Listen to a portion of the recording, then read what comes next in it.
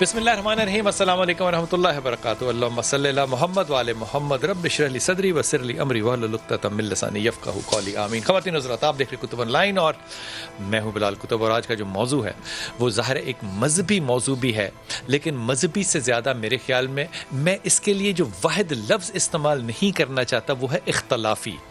وہ لفظ میں بالکل آپ کو بھی کہوں گا کہ آپ اپنے دل اپنے گمان میں مت لائیے، کیونکہ تعلیم کسی بھی عمر میں اگر آپ زندہ ہیں اور سانس لے رہے ہیں تو بڑی ضروری ہے۔ مجھے ڈاکٹر حسین اکبر صاحب کی ایک بات بالکل یاد ہے کہ ایک وہ صاحب تھے بزرگوں میں سے، ان کا جب انتقال ہونے لگا تو ان کی آنکھوں میں آنکھیں ڈال کے وہ جو ادھار لینے والے تھے وہ دیکھ رہے تھے، تو انہوں نے کہا تم سوچ رہے ہو کہ میں مرنے والا ہوں، ادھار کون دے گا؟ میں یہ سوچ رہا ہوں کہ اگر میں اور لے لیتا تو اللہ اس میں بھی آسانی کر دیتا۔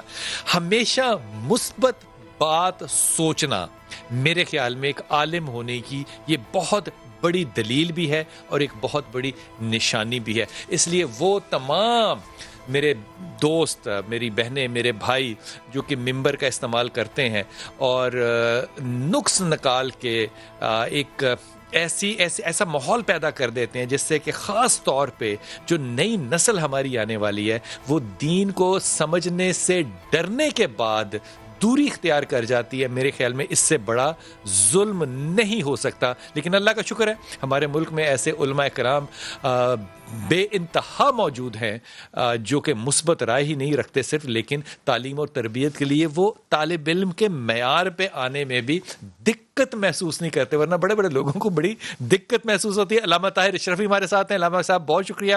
ڈاکٹر محمد حسین اکبر صاحب السلام علیکم۔ سر آپ کا نام لیتے ہوئے میں اتنا گھبراتا ہوں کیونکہ میں اکثر غلط لیتا ہوں۔ ضیاء اللہ شاہ بخاری صاحب السلام علیکم سر، خیریت سے ہیں؟ اور جناب شہریار داؤد بھائی کراچی میں ہمارے ساتھ ہوں گے۔ علامہ صاحب آپ سے اگر آپ اجازت دیں تو بات کو شروع کروں۔ حضور اقدس اگر تاریخ دیکھیں، میں تاریخ کی بات کر رہا ہوں، مذہب یا دین کی نہیں کر رہا، تو میلاد کی مثال کے طور پہ محفلیں جو ہیں وہ 1926 سے پہلے آپ کو پاکستان یا ہندوستان میں نظر نہیں آتی، اور 1926 میں اگر آپ ڈپٹی کمشنر راول پنڈی کی آرکائیو دیکھیں تو آپ کو پتا چلے گا کہ اس کی ابتدا ایک انگریز نے کی تھی اور اس کے آرڈر پہ ہوئی تھی۔ شاہ صاحب آپ کی توجہ چاہوں گا اس پہ، اشرفی بھائی اس وقت ساتھ نہیں ہے، لیکن بہت سی تبدیلیاں ہم نے اپنی زندگی میں خود اور ہوتے دیکھیں، ہو سکتا ہے وہ اچھی ہو سکتا ہے اچھی نہ ہو، اس کا فیصلہ آپ فرمائیے گا۔ مثال کے طور پہ کندھوں کے مطابق ٹانگوں کو لانا ہم نے پہلے نہیں دیکھا تھا، ہم نے کچھ عرصے کے بعد وہ بھی دیکھنا شروع کیا کہ ٹانگیں جڑی ہوئی ہوتی تھیں، تھوڑی سی کھلی ہوتی تھیں، پھر اور کھلی ہونی شروع ہو گئی۔ ہاتھوں کی پوزیشن ہم نے مختلف انداز میں دیکھی۔ ہم نے بہت سی تبدیلیاں اپنی طبعی عمر کے اندر ہوتے دیکھی ہیں، لیکن سوال نہیں اٹھا سکتے۔ اس کے لیے ہم لفظ جو استعمال کرتے ہیں وہ لفظ ہے بدعت۔ یہ لفظ کیا ہے، کہاں سے اٹھان ہے اس کی، اور اس کے کیا معنی ہے؟ بسم اللہ الرحمن الرحیم۔ بلال بھائی، یقیناً آپ نے آج بڑا اہم موضوع منتخب کیا ہے۔ ضرورت ہے کہ ناظرین کرام کی رہنمائی کتاب و سنت کی تعلیمات اور ہدایات کی روشنی میں بے شک جو دینی امور ہیں اس پہ کی جائے۔ بدعت لغوی اعتبار سے، یعنی ہماری جو عربی زبان ہے اس کے اعتبار سے، لغت کے اعتبار سے یہ کہتے ہیں ابتداء الشیء وصنعہ من لا مثال لہ، کہ جس کی پہلے کوئی چیز اس کی مثال نہ ہو، نمونہ نہ ہو، ماڈل نہ ہو، اس کا مادہ اور اصل موجود نہ ہو، تو وہاں سے کوئی چیز پیدا کرنی، جیسے اللہ تعالیٰ کی اپنی ذات بدیع السماوات والارض، آسمان بنایا، زمین بنائی، پہلے اس کی کوئی مثال اور نظیر دنیا میں نہیں تھی، تو یہ اس کا لغوی معنی۔ اور جو ہماری شریعت ہے، ہمارا دینی جو معاملہ ہے، اس کے اعتبار سے امام ابن تیمیہ رحمۃ اللہ علیہ کے بہت فتاویٰ بڑا ہے، اس کا 37 جلدوں میں، اس میں 30 جلد میں فرماتے ہیں کہ بدعت کسے کہتے ہیں۔ وہ فرماتے ہیں ما خالفت الکتاب و سنہ و اجماع سلف الامہ من العبادات والاعتقادات کا اقوال الروافضی والخوارجی والقدریۃ والجہمیہ۔ اب ترجمہ کرتے ہیں۔ میں اس کا ترجمہ کرتا ہوں۔ وہ فرماتے ہیں کہ جو چیز متصادم ہو کتاب اللہ قرآن مجید کے، ٹکرا رہی ہو سنت رسول صلی اللہ علیہ وآلہ وسلم سے، اس لفظ کو بہت یعنی اہمیت دینے کی ضرورت، متصادم ہو، ٹکرا رہی ہو، مخالف ہو، یا امت کے جو اسلاف ہمارے ائمہ گزرے ہیں، صحابہ کرام گزرے ہیں، تابعین، ان کے اجماع کسی چیز پہ ہو چکا ہے، وہ اس کے متصادم ہو، چاہے وہ عقیدہ ہو، چاہے وہ کی عبادت کوئی عمل ہو۔ جیسے انہوں نے مثال بھی دی ہے کہ جیسے خارجی پیدا ہوئے، حضرت علی المرضا کے مقابلے میں جی. رافضی پیدا ہوئے، اسی طرح جہمیہ قدریہ.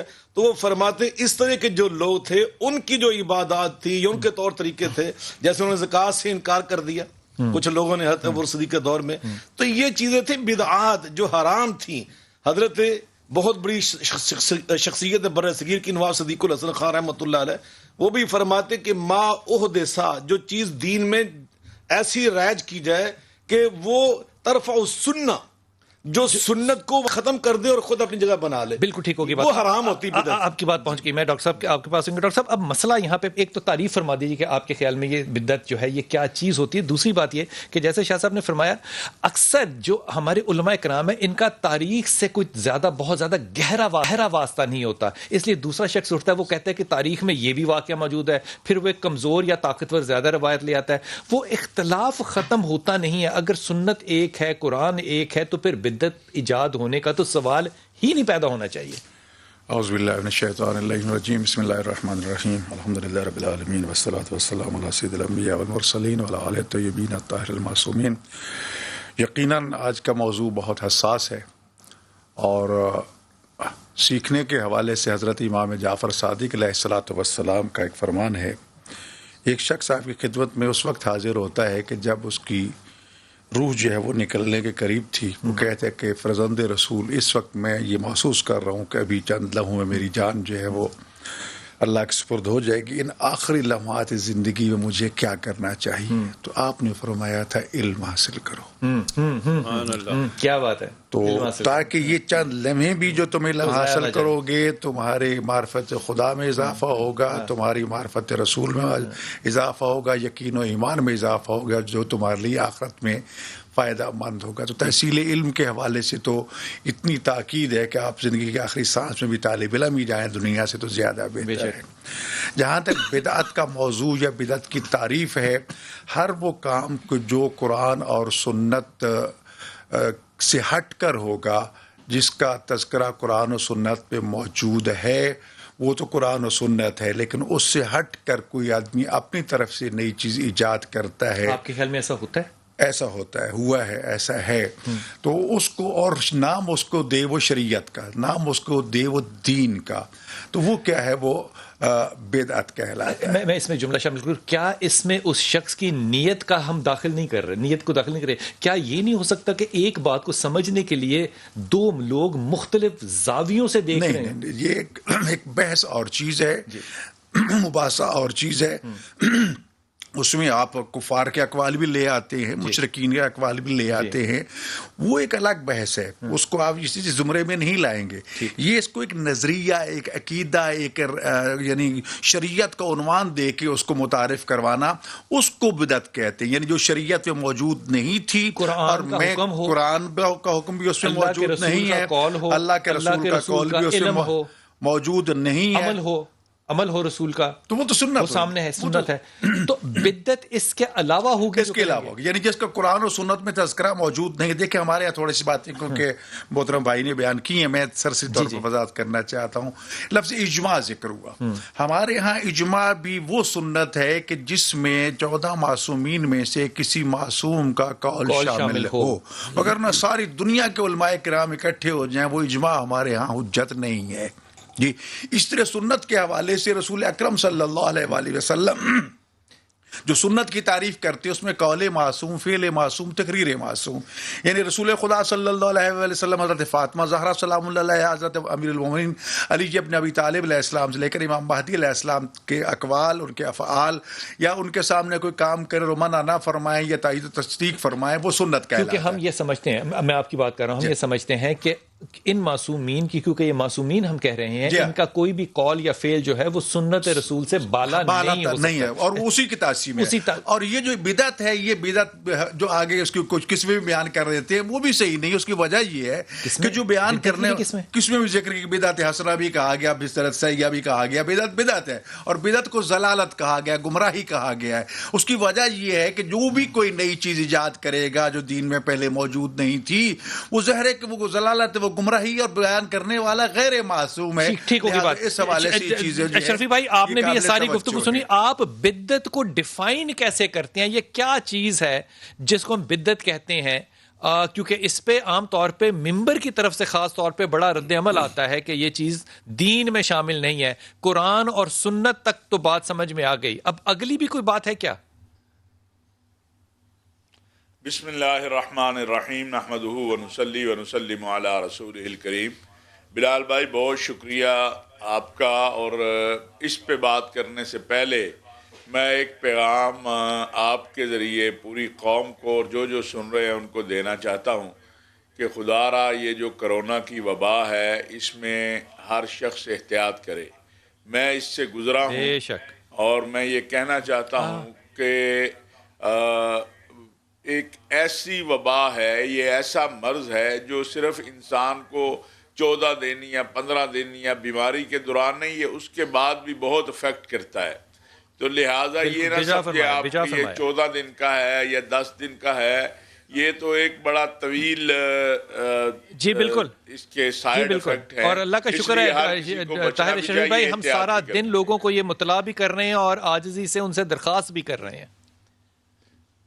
چونکہ میں خود اس سے گزرا, لہٰذا میں سمجھتا ہوں کہ لوگوں کو جو تجربہ ہوتا ہے وہ زیادہ اپیل کرتا ہے. جی طاہر بھائی, ایک تو طاہر بھائی سوال پر آ جائیے. پہلے میں دوسری گزارش یہ ہے کہ آپ نے یہ جو فرمایا نا بدعت کیا ہے, ایک لفظی بات ہے کہ وہ جو قرآن و سنت جو اصحاب رسول و اہل بیت سے ہمیں نہیں ملتی ہے, جو قرآن و سنت اور شریعت اسلامیہ کے احکامات سے عمل نہیں ملتا ہے, اور وہ دین کے نام پر, کسی اور نام پر نہیں, دین کے نام پر کوئی ایجاد کر کے, وہ اچھا عمل بھی ہو سکتا ہے وہ برا عمل بھی ہو سکتا ہے, لیکن کہلائے گا بدعت ہی.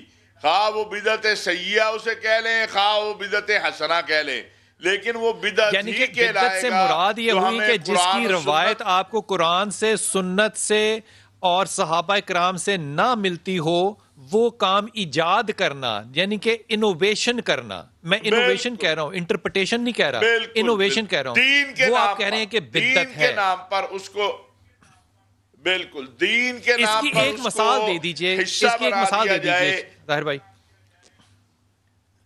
بہت ساری مثالیں ہیں. آج کے اس دور میں ہم بہت سارے کام کرتے ہیں جن کو ہم دین سے منسوب کر دیتے ہیں, وہ اچھے بھی ہیں وہ برے بھی ہیں, اور اس کا دین سے تعلق نہیں ہوتا, ہمیں قرآن و سنت سے اس کا کوئی حوالہ نہیں ملتا ہے, لیکن ہم اسے منسوب کر دیتے ہیں کہ یہ دین کے نام پر جو ہے وہ, جیسے میں آج کا ایک بڑا موضوع ہے یہ جبری شادی جو ہے یا جبری مسلمان, یہ ہمیں کہیں شریعت سے نہیں ملتا ہے, کہیں اسلام سے نہیں ملتا ہے, لیکن یہ ہمارے چونکہ اندرون سندھ میں اور جو دیہاتی علاقے ہیں وہاں پر یہ ایک پرابلم ہے کہ وہ زمیندار کا بیٹا, ذرا اس کی جو زندگی ہے وہ بڑی آسان ہوتی ہے, بہتر ہوتی ہے. مزارے کی بیٹی ہے جو بیچاری, اس کی زندگی مشکل ہوتی ہے, وہ کہیں نہ کہیں ان کا آپس میں تعلق جڑ جاتا ہے, اور وہ پھر ہم اس کو اسلام کا نام دے دیتے ہیں, حالانکہ وہ ہوتا 2 بچوں کا آپس کا عمل ہے. اس طرح بہت ساری ایجادات ہیں, جیسے ابھی ہم دیکھ لیں. شیریہ داؤد بھائی, آپ مجھے ذرا تھوڑا سا بتائیے, آپ کی سمجھ میں کیا بات آئی کہ بدعت کیا چیز ہے؟ بسم اللہ الرحمن الرحیم. اللہم صلی علی سیدنا و مولانا محمد وعلی آلہ واصحابہ وبارک وسلم. میں امام حجر عسقلانی رحمۃ اللہ علیہ کا قول نقل کر دیتا ہوں, ہمیں سمجھ میں آ جائے گی کہ بدعت کیا ہے. کہ ہم جو یہ سمجھتے ہیں, جیسے شاہ صاحب نے فرمایا نا کہ بدیع السماوات والارض واذا قضى الامر امرا فانما یقول له کن فیکون, کہ وہی آسمان و زمینوں کو عدم سے وجود میں لانے والا ہے, اور جب وہ کسی چیز کی ایجاد کا فیصلہ فرما لیتا ہے تو پھر اس کو صرف یہی فرماتا ہے تو ہو جا, تو وہ بس وہ ہو جاتی اور وہ ہو جاتا ہے. ٹھیک ہے نا. عام طور پر ہمارے یہاں سمجھا یہ جاتا ہے کہ جی کوئی بھی خواہ نیک ہو یا برا کام ہو, وہ اخلاقی امور ہوں, مذہبی امور ہوں, کچھ بھی ہو, وہ جی جو قرآن و سنت میں نہیں ہے تو جی یہ بدعت ہے. حضرت شریعت کے اندر ایک چیز اور ہے جسے ہم کہتے ہیں مباح, کہ جس کام کا حکم ہمیں قرآن اور سنت سے نہ ملے تو اس پر اسے کہا کیا جاتا ہے وہ مباح ہے, یعنی وہ نہ ناجائز ہے نہ جائز ہے. ٹھیک ہے. اب بدعت کے لیے یہ کہنا کہ جی ساری بدعتیں ضلالت ہیں, ساری بدعتیں مذموم ہیں, صرف ایک بہت آسان سی بات سمجھ لیجئے گا کہ یہ جو اگر ہم نے ہر بدعت کو یہ کہہ دیا کہ بدعت جو بھی ہے قرآن و حدیث کی نص سے موجود نہیں ہے تو یہ بدعت ہے اور مردود ہے، یہ مفہوم سراسر غلط ہے. اس کے میں اب کیا عرض کروں بہرحال، کیونکہ اگر یہ مان ہی لیا جائے کہ جس کام کے کرنے کا حکم قرآن و سنت میں نہ ہو تو وہ حرام ہے، تو پھر ذرا بتائیے نا کہ پھر مستحب کس کو کہیں گے؟ مستحب تو کہتے ہی اسی کو ہے نا کہ جو قرآن و سنت میں جس کا حکم نہ ملا ہو. ٹھیک ہے نا. دین میں سرے سے جس چیز کا اصل موجود نہ ہو، مثال موجود نہ ہو، دلیل موجود نہ ہو، وہ بدعت ہے. لیں گے مستحب سے مراد ہے کہ اچھا کام ہے، ضروری ہے، کر لیں، بہتر بات ہے. بھائی اب اس کا حکم نہیں مل رہا نا، تو اب اس کے اوپر جو اجماع جس کو ہم نے کہا کہ بھائی اجماع مل رہا ہے نا ہمیں. مستحب کس کو کہیں گے مثال کے طور پہ؟ مستحب اب لوگ عام طور پر نہ منہ پھاڑ کے کہتے ہیں جی میلاد منانا جو ہے نا یہ بدعت ہے. اچھا اب یہ میلاد منانا بدعت تو ثابت کرے نا کہ میلاد نہیں تھا پہلے کبھی، اس کی کوئی اصل تھی. یہ تو کائنات پوری بدعت ہے. مستحب آپ کس کو کہہ رہے ہیں؟ مستحب عمل ہے. اگر ہم رسول کریم صلی اللہ علیہ وسلم کا میلاد مناتے ہیں تو جو جس کی نہ نفی ملی ہو نہ حکم ملا ہو، ظاہری بات ہے تو مباح عمل ہو گیا. منع کہیں بھی نہیں ہے. کوئی منع دکھا دے تو ہم میلاد منانا بند کر دیتے ہیں. جب خود اللہ میلاد منا رہے تو میں اور آپ کون ہوتے ہیں اس کو روکنے والے؟ تو بات یہ ہے کہ ہمارے ہاں بہت ایک رٹ جو لگی ہوئی. میں پازیٹیوٹی کی طرف آنا چاہتا ہوں بلال بھائی. میں جاتا ہوں مختلف کالجز میں، یونیورسٹیز میں، جو بات کرتا ہے حضرت میں وقفے کی طرف جانا چاہ رہا ہوں. شاہ صاحب وقفے سے واپس آ کے تو بات کروں گا کہ یہ جو الفاظ ہے کیا ایسا تو نہیں کہ ہم الفاظ کو، اسے انگریزی میں کہتے ہیں لنگوسٹکس خود ایک بہت بڑا موضوع گفتگو ہے. لنگوسٹکس کے اندر ہم کھو کے کیا موضوع کی اصل روح کو سمجھنے سے قاصر ہیں یا واقعی سمجھ آتی ہے؟ کیونکہ میری سمجھ میں ابھی تک بات بالکل نہیں آئی.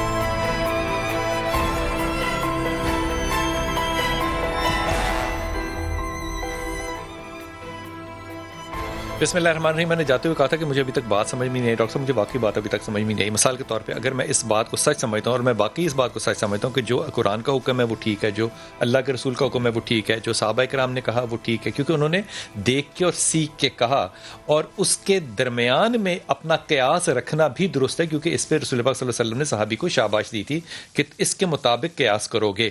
لیکن دیکھیے اس زمانے میں نہ کوئی آپ کی مسلک ہے، نہ کوئی سنی ہے، نہ دیوبندی ہے، نہ وہابی ہے. یہ مسلکیں بھی کیا بدعت کے زمرے میں آئیں گی یا ان کو آپ کیسے سمجھیں گے؟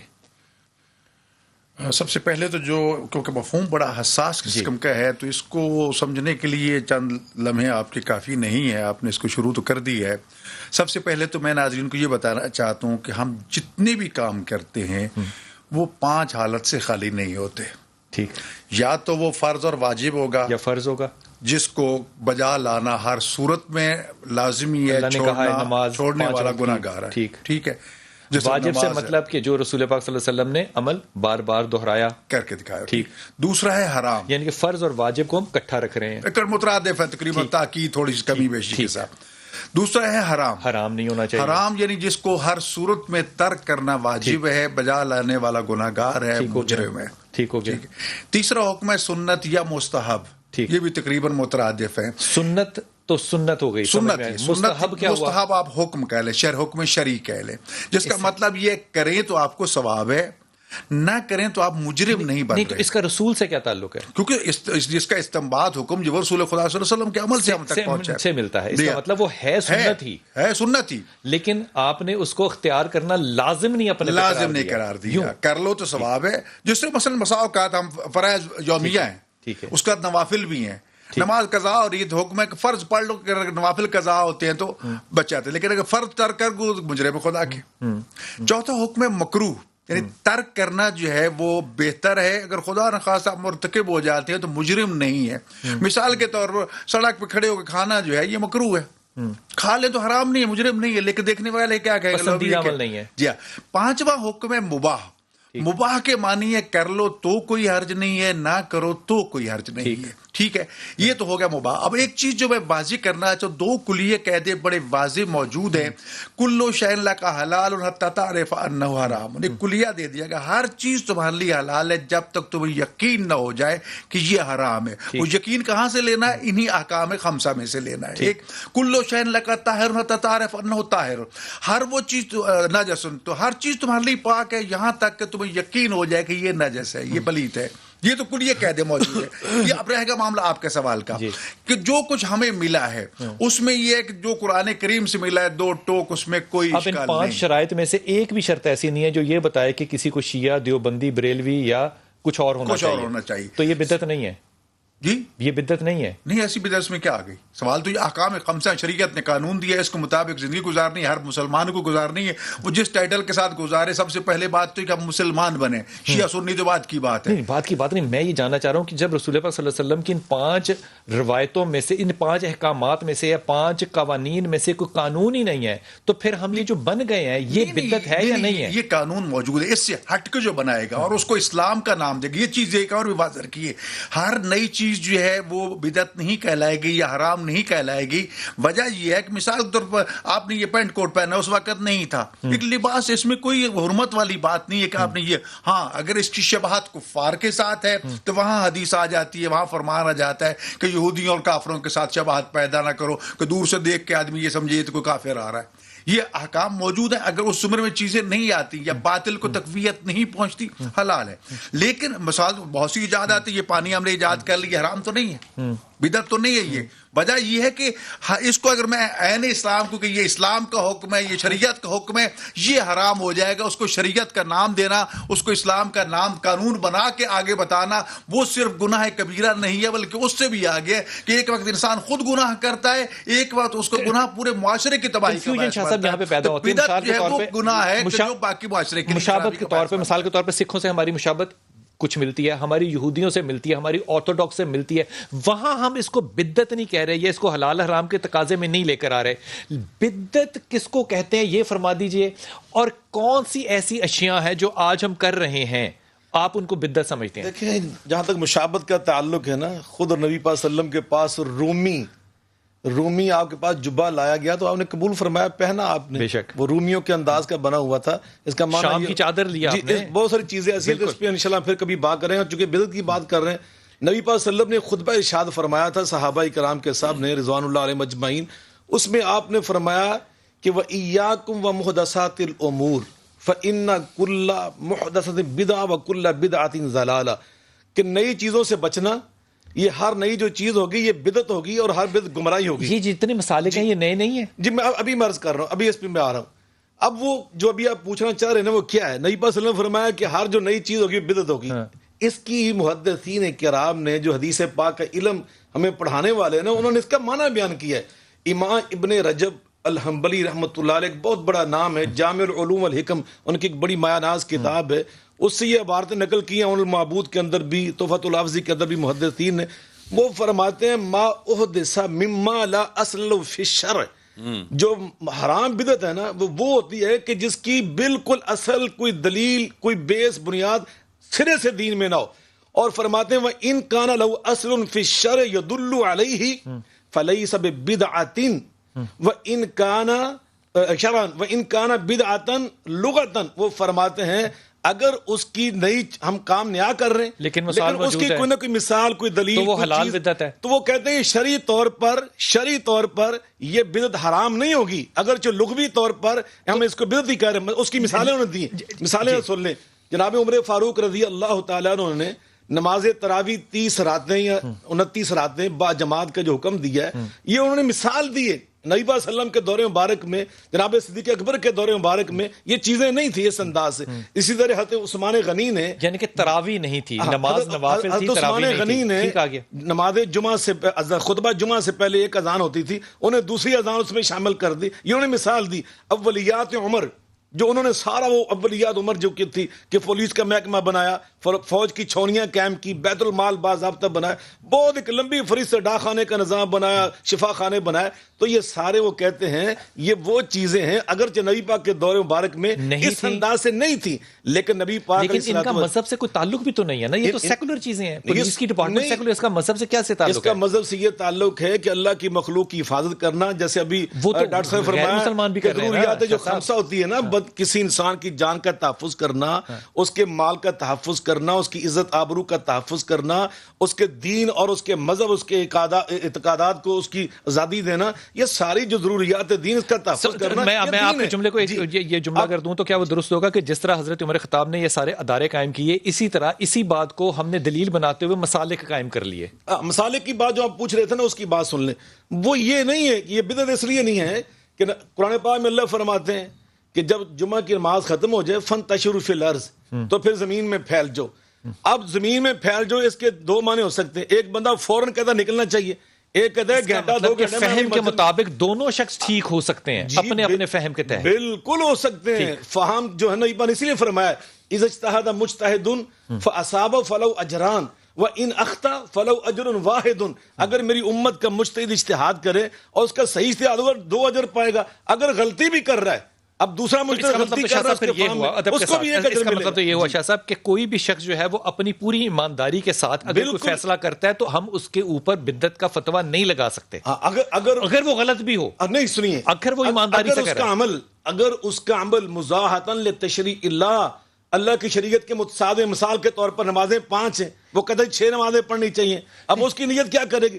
وہ حج بیت اللہ ہوتا ہے ذوالحجہ میں, اب وہ کہتا ہے اس کی بات کو, آپ کی بات کو میں بڑھا رہا ہوں. آپ یہ فرما رہے ہیں کہ اگر بنیادی طور پہ کہ اصول دین کو نہیں توڑتا, اصول دین سے, تو وہ بدعت نہیں ہے. دیکھیں سو بدعت کی ڈیفینیشن یہ ہوئی کہ آپ پرنسپل کو مت چھیڑیں. پرنسپل کو چھیڑتے تھے نا, جن لوگوں نے چھیڑا, جو زکوٰۃ کا انکار کیا, نبی یہ نمازوں میں اسی طرح 5 یا 6 کر دینے والا بدعت, نبی پاک جرائے نبوت کا دعویٰ کیا, یہ بدعت ہے.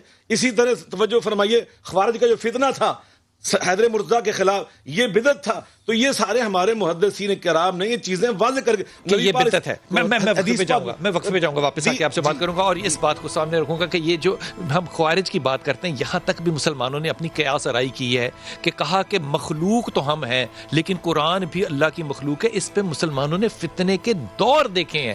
اس لیے یہ جو بادشاہ صاحب نے کی کہ آپ اپنے گمان اور علم کے مطابق بات کریں, اللہ نے اس پہ کیا حدیث فرمائی ہے. واپس آئیے.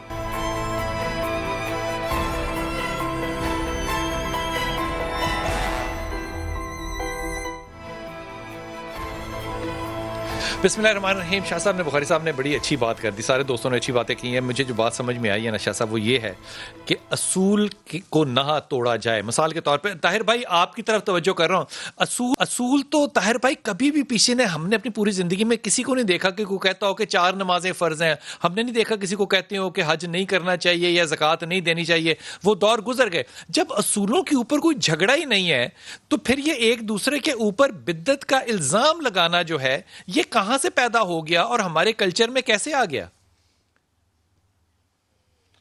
میں سمجھتا ہوں کہ قرآن و سنت سے ہٹ کر جو یہ فتوے بازی ہے نا, یہ بھی ایک بدعت ہے اور بدعت سیئہ ہے اور ہم اس کا شکار ہیں. جو آپ نے طاہر بھائی بڑی اچھی بات کی, یہ فتوے بازی بھی ایک بدعت ہے. بہت اچھی بات. اور میں آپ کو حقیقت بات یہ ہے بلال بھائی, یہ ہمارے بزرگ سارے بیٹھے ہیں, ہم حقیقتاً آج کل بدعتوں میں الجھے ہوئے ہیں. ہم نے سنتوں کو تو چھوڑ رکھا ہے. سنت تو یہ ہے کہ اپنے بھائی کا احساس کرو, جھوٹ نہ بولو, غیبت نہ کرو, کم نہ تولو, ذخیرہ اندوزی نہ کرو. یہ سارے کام ہم کر رہے ہیں جو سنت کے خلاف ہیں. اور جو سنت ہے اس پہ تو عمل کرنے کو کوئی تیار ہی نہیں ہے. آپ دیکھ لیجئے جو کچھ ہو رہا ہے ہمارے ہاں.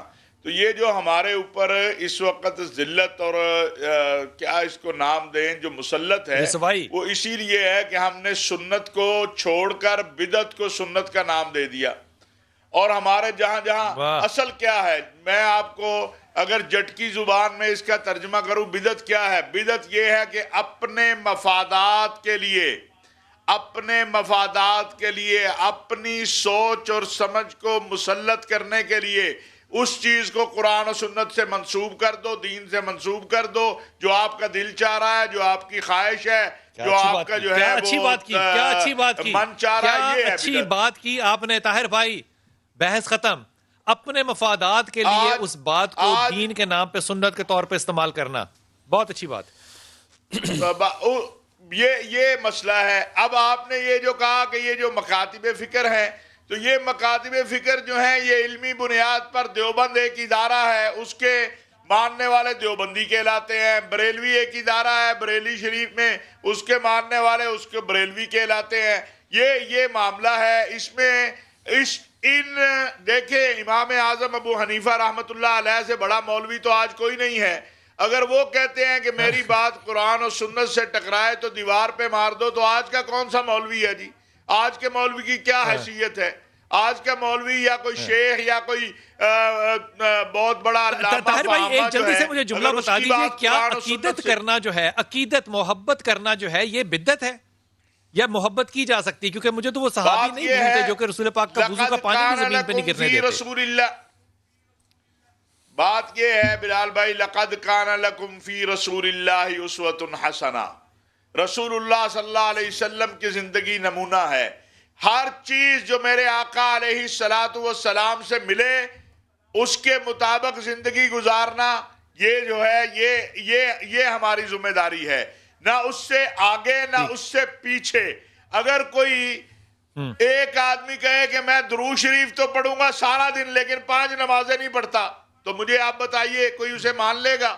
وہ کہیں گے بھائی فرض تو پڑھ, درود شریف ضرور پڑھ, اس سے نجات ہے, اس میں عافیت ہے. لیکن یہ 5 نمازیں, کیا درود شریف پڑھنے سے 5 نمازیں ثابت ہو جائیں گی؟ نہیں ثابت ہوگی. آپ کا پیغام پہنچا. یہ جو ہمارا ایک نظریہ اور ہمارا تقیہ کلام بن چکا ہے اب کہ ہم کچھ کہتے ہیں تو ہم سمجھتے ہیں کہ دوسری بات کو ہم ریجیکٹ کر رہے ہیں. درود ضرور پڑھنا ہے لیکن نماز فرض ہے, اس سے کیسے چھٹکارا ہو سکتا ہے؟ جب کوئی کہتا ہے درود پڑھنا ہے تو اس کا یہ مطلب نہیں سمجھا جا سکتا کہ نماز نہیں پڑھنے یا فرائض پورے نہیں کرنے. داؤد بھائی آپ نے سب لوگوں کی بات سنی, مجھے جو بات الٹیمیٹلی سمجھ میں آئی ہے وہ طاہر بھائی کی بڑی اچھی بات لگی کہ اپنے مفادات کے لیے قرآن کو, رسول کو, تشریح کو, تشبیہ کو استعمال کرنا کہ میں ٹھوکا بازی کروں لوگوں کے اوپر, یہ بدعت ہے. دیکھیں جی, میرے آقا صلی اللہ علیہ وسلم نے فرمایا, جس کا مفہوم ہے کہ جس نے علم اس لیے حاصل کیا کہ میں اس پر دوسروں کے سامنے فخر کروں گا تو وہ اپنا ٹھکانہ جہنم میں بنا لے. یہ مفہوم حدیث ہے. اور فرمایا کہ شیطان جو ہے نا, مفہوم جو حدیث کا, یہ حدیث کیونکہ میری نظر سے گزری ہے شاہ صاحب, اس پہ اللہ کے رسول نے کہا کہ وہ دوزخ کا ایندھن ہوگا. ٹھیک ہے, علماء کے بارے میں کہا. جی ہاں.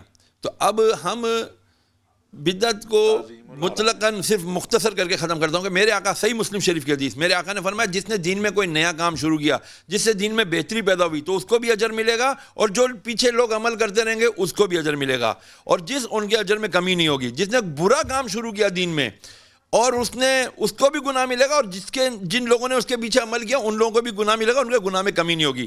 یہ ہو گئی بدعت کی بات ختم. بات وہ یہ ہے کہ اشرفی صاحب نے بالکل صحیح فرمایا کہ ہمارے ہاں بات اس وقت جنگ ہو رہی ہے مفادات کی. میری دکان چلتی رہے, لوگ میرے ہاتھ چومتے رہیں, لوگ مجھے حلوے مانڈے لا کے دیتے رہیں, بس میں خوش ہوں, میں سب سے چنگا ہوں. اور بعض دفعہ یہ ہوتا ہے حضرت صاحب کہ جب تک ہم بدعت کا, یہ ایک آئٹم ہوتا ہے بیچنے کا, معذرت کے ساتھ, یہ دکانوں کے آئٹم, جیسے عملیات کی دکان میں چلے جائیں وہاں آپ کو بندش آئٹم ملے گا, یہ بندش ہو گئی ہے. دوسرا آئٹم ہے اثرات ہو گیا ہے. اسی طرح بدعت, یہ بدعت ہے جی, یہ تو گمراہی ہے اور فلانا ہے جمکانا ہے. ہمارے دین کو اس وقت یکجہتی کی ضرورت ہے. بہت اچھی بات کی, سنت پر عمل کر نہیں رہے تو جو چیز سنت سے روکے وہ بدعت ہے. بس اس کی میں مختصر یہی عرض کر سکتا ہوں. بڑی اچھی بات کی, بڑی اچھی بات کی. دیکھیے جو شخص یہ کہہ دیتا ہے شاہ صاحب کہ آپ سے فرائض کی طرف جائیں, آپ اس کے بھی خلاف ہو جاتے ہیں, تو یہ جو درستگی ہے دین کی اپنے مفادات سے نکل کے, یہ کرنا پھر کس کا کام ہوگا؟ یقیناً علماء کا کام ہے. اور نبی کریم علیہ الصلوۃ والسلام نے ہمیں یہ ساری چیزیں بالکل خود واضح کر دی. بدعات کے معاملے میں اور دین کے اندر نئی چیزیں شامل کرنے کے معاملے میں آقا فرماتے ہیں من احدث فی امرنا ھذا ما لیس منہ فہو رد, من احدث فی امرنا ھذا ما لیس فیہ فہو رد, من عمل عملا لیس علیہ امرنا فہو رد. جو ایسا کام کرتا ہے دین کے اندر جس پہ ہماری سنت نہیں ہے, ہمارا طریقہ کار موجود نہیں ہے، وہ مردود ہے، اللہ کے ہاں مقبول نہیں ہے. اب آپ نے اس کی بھی وضاحت فرمائی، فرمایا میں حوض کوثر پہ کھڑا تمہارا انتظار کروں گا، اچانک کچھ لوگ آئیں گے، میں ان کو پہچان رہا ہوں گا، لیکن ان کو فرشتے دھکیلنا شروع کر دیں گے، میں کہوں گا یہ تو میرے ساتھی ہیں، ان کو آنے دو. وہ کہیں گے انک لا تدری ما احدثوا بعدک، آقا فرماتے ہیں انہوں نے آپ کے بعد جو بدعت جاری کی آپ جانتے نہیں وہ کیا کہتی. اب وہ جو بدعت ہے نا وہ لفظ سن لیں، صحیح بخاری کے اندر ہے، آقا فرماتے سحقن لمن غیر بعدی، اور صحیح بخاری کے اندر دوسرے الفاظ ہیں سحقن لمن بدل بعدی، ان کو دور کرو جنہوں نے میرے بعد میرے دین کو تبدیل کر دیا، تبدیل نہیں کر سکتے، تغیر کی اس نے. تو معلوم ہوا کہ دین کے اندر تبدیلی کرنا یہ اصل میں ہے. آپ فرما رہے تھے نا کہ کسی نے انکار نہیں کیا.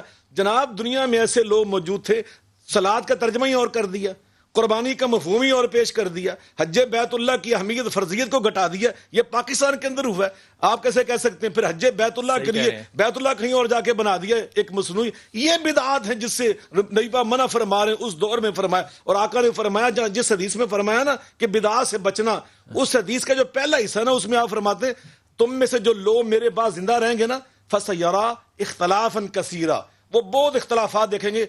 حضرت اشری صاحب اللہ کو سید کامل عاجلہ عطا فرمائے، انہیں بڑی پیاری بات کی. نبی پاک صلی اللہ علیہ وسلم فرماتے ہیں جو نا ایک دوسرے کے اوپر فتویٰ بازی اختلافات اس طرح کر دینا، فرمایا کہ یہ جو ہے نا اس کے بارے میں آقا فرما رہے ہیں کہ میرے دین میں تم ایسی بدعت شامل نہ کر دینا کہ آپس میں لڑ رہے ہیں، آپس میں جھگڑا کر رہے ہیں جناب، چھوٹی چھوٹی باتوں کے اوپر فتاوے لگائے جا رہے ہیں، اسلام سے خارج کیا جا رہا ہے. تو یہ جو انداز ہے نا یہ خارجیوں کا انداز تھا. میرے پاس نہیں ہے بالکل، میں پتہ آپ سے باہر آ جاتا. بہت ممنون، لیکن ہاتھ باندھ کے بات کہہ رہا ہوں. یہ میرے 4 مہمان یہاں پہ آپ کے سامنے بیٹھے ہیں. یقین کیجئے کہ جو گفتگو ان کی ہے وہ میرے دل میں اگر بات یا آپ کے دل میں ہو ہم وہ کہہ بھی نہیں سکتے. انہوں نے لفظوں کو نہ توڑا ہے نہ مڑوڑا ہے، انہوں نے واضح طور پہ بات کی ہے. اب اس سے سبق سیکھنا یا نہ سیکھنا، میں آپ کے لیے دعا گو ہوں. اللہ آپ کو اور میرے سمیت سب کو ہدایت دے.